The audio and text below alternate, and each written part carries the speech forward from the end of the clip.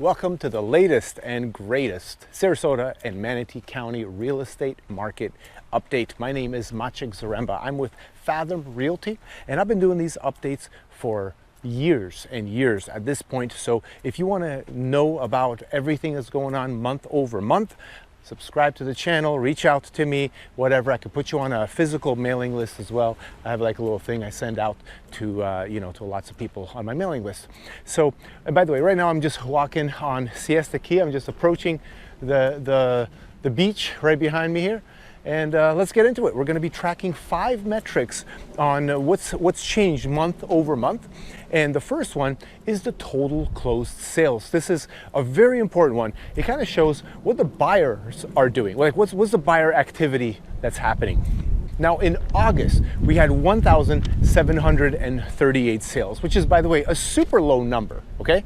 And now in September, we had 1,754. It is just a slight increase, but nothing significant. Unfortunately, just 1% difference. Oh well. Let's go on to our second metric, which is the median sales price. Now this one is pretty much when people are asking, hey, are prices going up or are prices going down? Let me tell you, this is what it looks like right here. Take a look at the chart. And as you can tell, we basically had no changes. We had very slight increases. So as you can see, the single family homes in Sarasota are decreased 5.3%, but only went from 475 to 450. Not a crazy number. You know, these are still numbers that are way overinflated compared to 2021, 2020, and so on. Now prices have come down a little over 10% from the peaks, but hey, who's measuring the peaks? Everyone just wants to know, how much is my payment going to be? Because I don't want to be overpaying. Now, here we are. I just made it to the beach side of Siesta Key. Ooh, I love this place. If you've never been here, I highly recommend you come out and visit. Like all these people, these are probably all tourists. Okay, so now let's move on to our third metric, which is actually a very interesting one. Well, the results are interesting. It's the same metric we track every month, you know. It is the total inventory, the months of supply of inventory. And, you know, overall, our months of supply of inventory has been increasing steadily since pretty much 2021, the end of 2021. Okay, I think I have to turn around because this wind on the microphone is crazy. So I'm just going to be dark. I'll let you look at the beach over here. So the months of inventory. Okay, so now take a look at this chart. As you can tell, we are basically decreasing the time in terms of months of inventory. And all this months of inventory means is that how many months is it going to take for every home and condo to be sold and taken off the market down to 0 if we have no additional new listings hitting the market. So an equilibrium within the market is approximately 5.5 to 6 months. And as we're looking at this chart right here, everything is looking like it's a pretty solid market, right? We're looking that we are very close to equilibrium, except for the single family homes. The single family homes are actually in a position of a seller's market. So if the sellers are the ones that get to dictate a little bit of the price on this, then that's very interesting. But I'm going to tell you one thing about this that I've never mentioned before.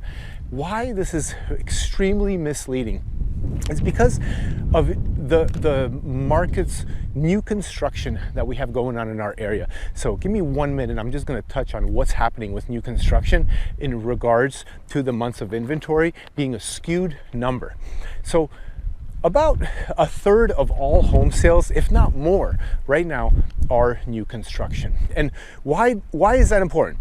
It's because it doesn't go into the MLS, and this report comes from the MLS. So all those sales and all those homes that are listed for sale, they're not in the MLS. Just a small fraction of them are listed on the MLS. So at the end of the day, you're looking at, oh, how many homes and how long will it take for them to buy? Well, it's not fair because the inventory for new construction is growing and growing and growing. Go talk to any new construction builder out there.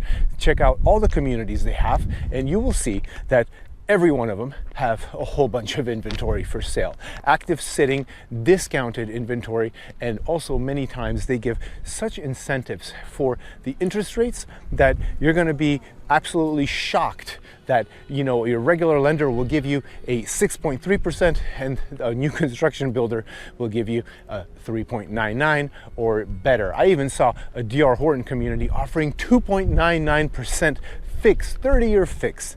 Absolutely crazy. So anyway, that's my quick rant on new construction. So let's move on to our fourth metric. Now, the fourth metric is the days of how long it takes from the moment you list your home to the moment that it goes under contract, should it even go under contract. And this is an average, right? So look at this chart right here. And as you can tell, except for single family homes in Sarasota County, everything is experiencing a longer wait time. So if your home sits longer and longer, what you basically do is you lower the price, you know, because it's a lot better to lower the price to get some activity on it than it is to make some upgrades like redoing your roof or changing out the kitchen and so on. Now, Sarasota condos and Manatee condos obviously have the absolute worst increases, very, very high increases. And this is, you know, due to many reasons. Obviously, the condos are currently in a position where they have extremely high monthly condo fees. And, you know, when it comes to like your average per year, how much this costs on just like a $300,000 condo, you're looking at about $6,000 per year. That's way more than your taxes, way more than your insurance, sometimes way more than your taxes and insurance put together, many times actually. So a lot of people are just not wanting to buy condos, which is why they're sitting on the market a lot longer. And now we have one more metric to go over, but before we do that, I just want to mention something. If you have any questions about real estate, just give me a call. My number is 941-888-SOLD. That's my phone number. It goes right to my cell phone. So give me a call. Let's chat. We can talk about anything about real estate that you want to talk about. I also invest in real estate. So if you want to, you know, invest some money into real estate, a duplex, single family, a rental, a siesta key condo, you know, like some of these tall buildings that we have here, just give me a call.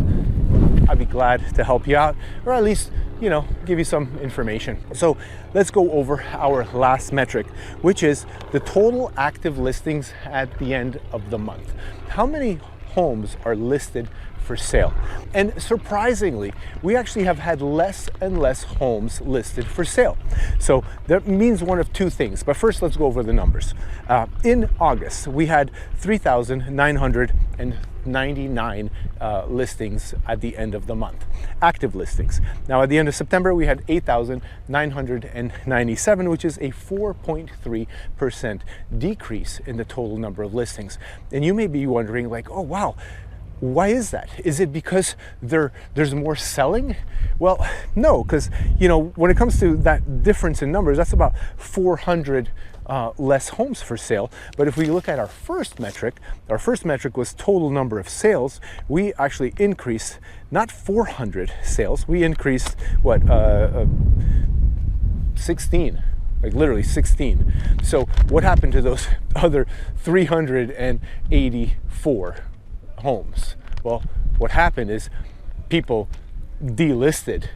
People took off their listing from the market, or people ended up just not listing at all. You know, less listings hit the market. So that's basically the market update.